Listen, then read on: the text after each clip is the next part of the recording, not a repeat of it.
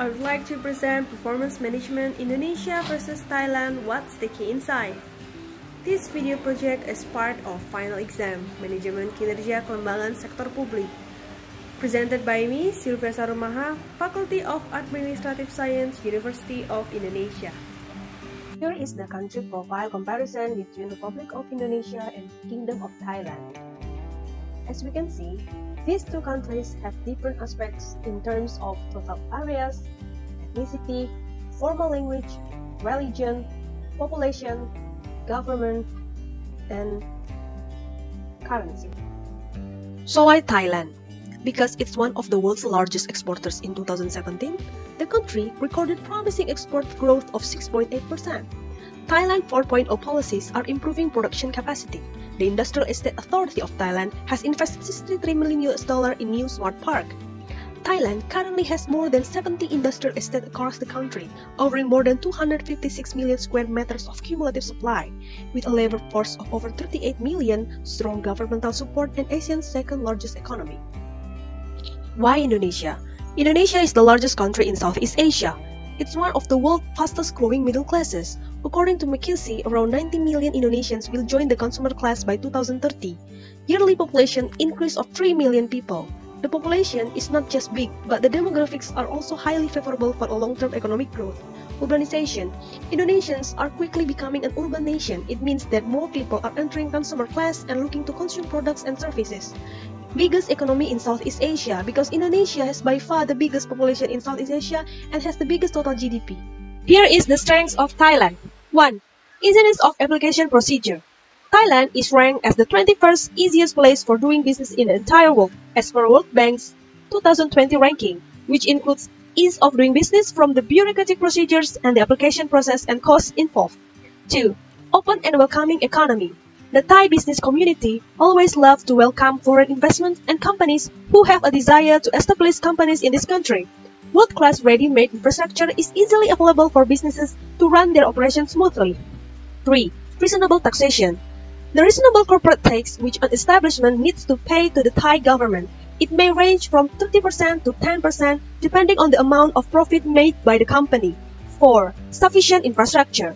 Thailand has excellent infrastructure, modern communication and IT networks, convenient and cheap transportation facilities to provide excellent living and working conditions.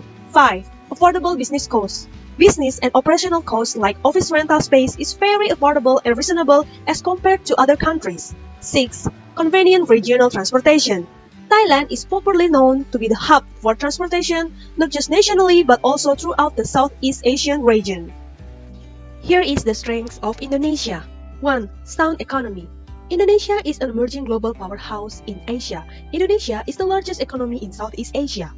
2. Political stability. Underlying Indonesia's vibrant economy is political stability. Since emerging from decades of autocratic rule, Indonesia has succeeded maintaining political stability in young democratic country. 3. Investment climate. Following Indonesia's economic resilience during and after the global financial crisis, the government are going to continue reforming investment climate to make a safe and attractive investment destination. 4. Natural resources. Indonesia abounds with natural resources extractions, from being a major producer of liquefied natural gas and expansion of mining industry. Petroleum and mineral make up majority exports. 5. Demographics. Indonesia is undergoing a major structural shift, namely demographic bonus. The percentage of productive age group in 2025 until 2035 would dominate the population. 6. Domestic market. As the fourth biggest population in the world, more than 53% of the people live in urban areas with a modern lifestyle and increasing purchasing power. 7. Global influence. Indonesia is playing a more dominant role in global affairs. It is Southeast Asia's only member of G20. Indonesia and Thailand both invested in infrastructure. Thailand have road infrastructure more than Indonesia. Indonesia have bigger number of ports, both domestic and international. Tourism is increasing each year, both in Thailand and Indonesia. However, compared to Thailand, tourism in Indonesia is still behind Thailand. By 2019, the total number of tourist visits in Thailand is 39,794, while in Indonesia, it's about 16,107, or around 40% Thailand tourist visits. Here is the comparison achievements, country performance and highlights. As we can see, Indonesia's achievement in trade is still far from optimal. when compared to its potential as a country with the largest area and population in Southeast Asia. Potential natural resources cannot be processed optimally to become export commodities. Likewise, the manufacturing and service industry sectors haven't been able to compete with our neighboring countries. Indonesia's economy is the largest with nominal GDP of USD 1 trillion, equivalent to 34.9% of total Asian GDP in 2018, followed by Thailand with 16.9% or a GDP of USD 505.1 billion. Per capita income is often used as a measure for the prosperity and success rate of a country's development. The greater the income per capita, the more prosperous the country will be. There is a gap GDP per capita between Indonesia and Thailand. Half GDP per capita of Thailand belongs to Indonesia. Foreign direct investment (FDI) inward flows. Investment is a stimulus for a country's economic growth. The greater the amount of incoming investment will open up opportunities for higher economic growth and improve the welfare of the community. As we can see in slide, in terms of number of FDI, Indonesia is better than Thailand. Country performance determinant. We can see from the Corruption Perceptions Index. Corruption in the public sector will result in huge losses. For example, the lack of assurance of education and health facilities for the people. In addition, corruption will hamper development and undermine trust in the government. In the end, the business climate will be affected, causing a high-cost economy. By 2019, Indonesia ranked 85 while Thailand 101. The ideals of economic freedom are strongly associated with healthier societies, cleaner environments, greater per capita wealth, human development, democracy, and poverty elimination. As we can see, that economic freedom in Indonesia and Thailand were not much different. Legal regulation that often overlap licensing processes that cannot be separated from corruption practices often become obstacles to economic activities in the country. Ease of doing business in Thailand ranked 21 with score 80.1. A strong business-friendly environment makes it easy for people to invest, start and run a business and improves the competitive position of Thai businesses in global markets. Ease of doing business 2020 in Indonesia has remained stagnant at 73rd, despite efforts to attract investment by removing unfriendly regulation. The World Bank highlighted Indonesia's rigid employment and minimum wage regulation. Strict employment protection legislation shapes firms' incentives to enter and exit the economy, which in turn has implications for job creation and economic growth. Based on Global Competitiveness Index 2019, Indonesia behind its closest competitors, namely Thailand, our infrastructure, health, and basic education beneath them. The Human Development Index is a summary measure of average achievement in key dimensions of human development, a long and healthy life, being knowledgeable, and have a decent standard of living. As we can see, Thailand has better index and rank compared to Indonesia. Indonesia's lack of competitiveness in ASEAN, which indicated by the intra-ASEAN trade balance with Thailand. In fact, in the Asian region, Indonesia is the country with the largest market with more than 200 million people. So, the recommendation is better arrangement for industrial estates so that there is no more dualism of authority. Loading and unloading in industrial areas must be better, faster, cheaper, rather than ASEAN free trade zone countries.